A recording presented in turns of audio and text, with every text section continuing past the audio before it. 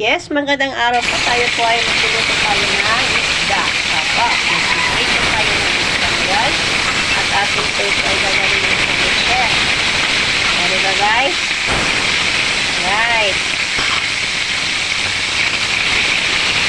Ano ba? Hintayin na lang natin ito na malota.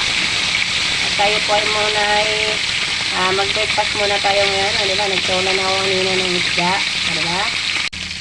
Alright, baliktarin na natin ang ating prinitong isda.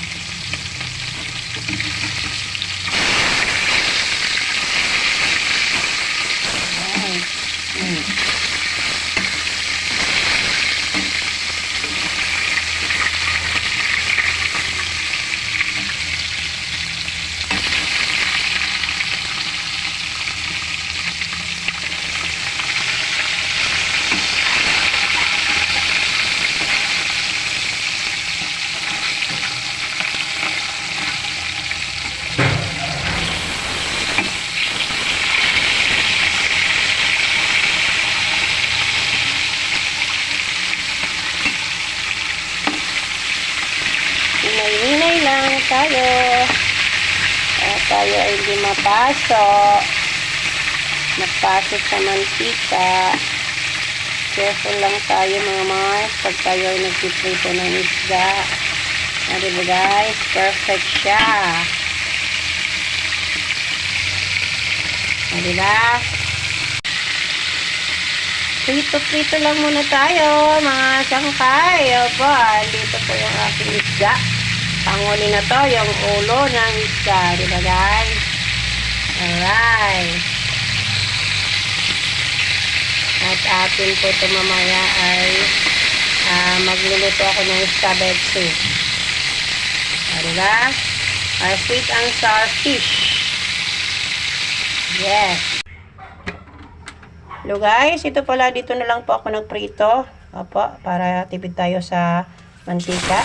Tayo po ngayon ay magigisa ng bawang. Diba?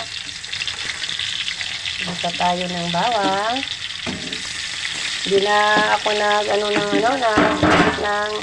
mantika kasi ang basis ko lang naman ito linutong isda. Saka gisa tayo ng sibuyas.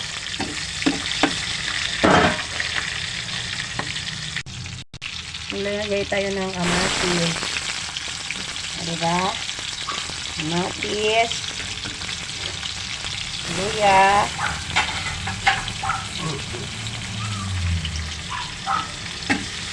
Itagilasa lang tayo ng mga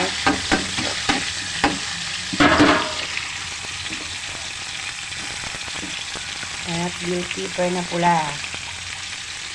Diba guys? Dito lang po ito natin. Alright.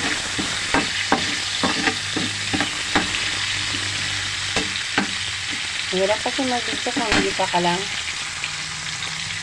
Alright. Alright. Ngayon po pala ako po ay nagpakulo na. Ito po yung sauce niya. Nilagyan ko na pala ng tomato paste at saka tomato sauce. Diba guys? Ito na po ang ating finished product. Ito po ay escabeche. Diba? Sana po ay gusto yung video ko. Follow, like, and share na lang tayo, mga. Salamat po sa panonood. God bless you all. Salamat po.